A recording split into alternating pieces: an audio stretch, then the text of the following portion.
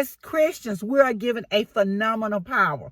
And you might be asking, what is that phenomenal power? Well, I'm about to tell you. We get the ability to revise our story. We get the ability to change our past. How can we do that? You may be asking. As Christians, well, allow me to tell you. Hi, I'm the one that shares a Too Cute Life lesson, and today we're talking about revising our story. God has given us the ability to revise our story. He gives us that ability by letting us change our past. Our past can adversely affect the way we react to others and how we think, how we go through life. You know for yourself that the things that happened in your childhood either affected you positively or affected you negatively. It depends on how you were looking at your situation. For some of us, it was a bad situation. For others of us, it was a good one. You know, we look at how people treated us and how those things affected the rest of our lives. Let's hypothetically say you got involved in a relationship with someone who was not good to you, and that person did all manners of evil to you, or they mistreated you, lied to you, did all this stuff. They made it hard for you to trust other people, and understandably so. However, God has promised to restore unto us the years that the locust and the cankerworm ate up. And part of that means that we get to change that story. And one of the ways we can change that story is by forgiving those people who have done us wrong. You might say, oh my gosh, I've heard that over and over and over again, but it's so hard. You don't understand. You don't know what they did. Well, yeah, I do know what they did. Well, some of what they did, because sometimes some people do some stuff that is really horrific, but we have to be willing to forgive. God told us to forgive. He said, and someone asked the question, how many times? He said 77 times 7. We have to forgive those people who have mistreated us, done us wrong, used us, abused us. And it can be difficult. And the only way you're going to be able to do that is through prayer, asking for God guidance, and reading his word.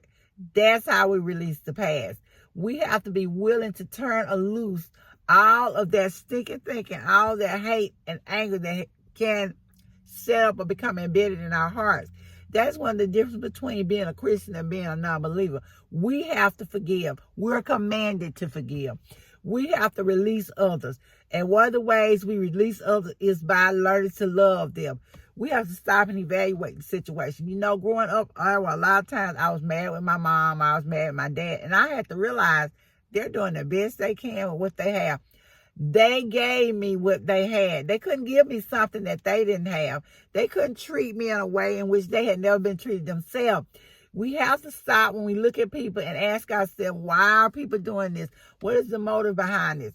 Not everyone is just an evil person. Sometimes they're doing the only thing they know to do.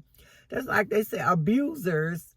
Those people who have been abused become abusers.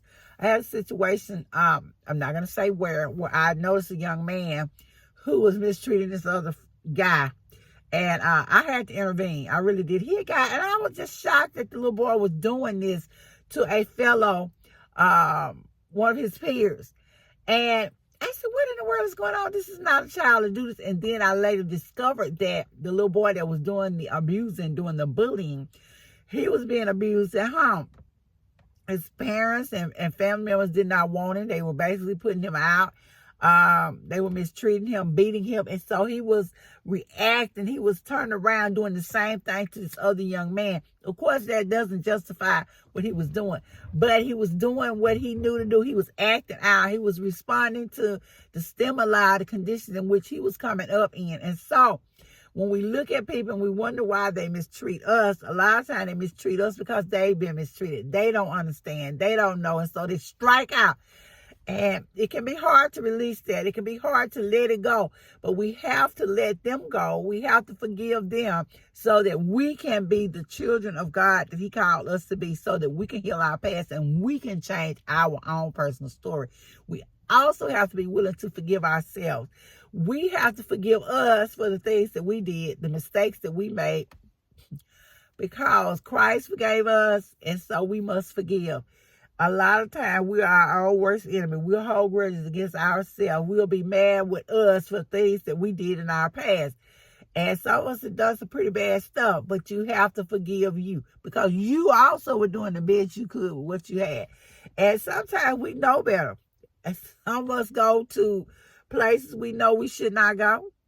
We do things we shouldn't do. We say things we know better than to say. And when you come to that talking, sometimes we strike out at others because we're hurting deep down inside. Sometimes we're at places that we shouldn't be because, as they say, you go back to what you used to. So when we're hurting and we're in pain, we may make a turnaround and go back to what was familiar. Just like Lot's wife looked back. Sometimes you want to go back. Children of Israel left Egypt. Hey, all of a sudden they missed those leeks of onions they had in Egypt.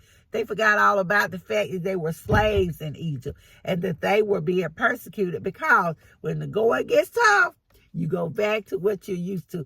So we have to be willing to forgive ourselves for those mistakes, for wanting to go back, for doing things that we should not do. These are the ways that we can revise our past. I have a friend of mine, God bless her heart, I love her. But she is really, really bad at holding grudges against people. She'll get mad with you about something and she'll hold on to it for years. And you'll be able to think she's let it go, but she hasn't. She's still holding that grudge. She's still angry. She's still mad about things that happened to her years and years down the road. She's holding that resentment. And as a result, her health is deteriorating. She's starting to look bad. She's getting those frowns in her face. And she has migraine headaches. And all this is the result of all the unforgiveness that has been built up on the inside of her. And we're going to live like God told us to live. If we're going to be the examples he told us to be, then we have to be willing to forgive others for the things that they've done to us, and we have to be willing to forgive ourselves. Forgiveness, revise. They say in the secular world, we have to go back and revise those stories. I had, for years, I was angry with my father about some things that he did, and some things that really he didn't do that I felt like he should have done. But I had to revise this story. I said, well, you know what? He's doing the best he can with what he have, and I released him. And in releasing him, I released myself, and I was able to revise and change my story. I can't be suspicious of every person that tell me this or do that, because I'm like, well, my daddy didn't do, he said he was going to do this, but he didn't do it. But, I could continue to hold him accountable for that. He's gone on to glory, bless his heart. But if I had kept holding on to that was going to run every relationship I had with every man and even woman, even friendship that there was. We have to be willing to forgive people and let them go. We have to be willing to forgive ourselves. And then we need to surround ourselves with positivity, with the word. We need to get in our Bible and read it. Read the Bible, baby. We need to get in it and read it, study it. Let it become ingrained in us.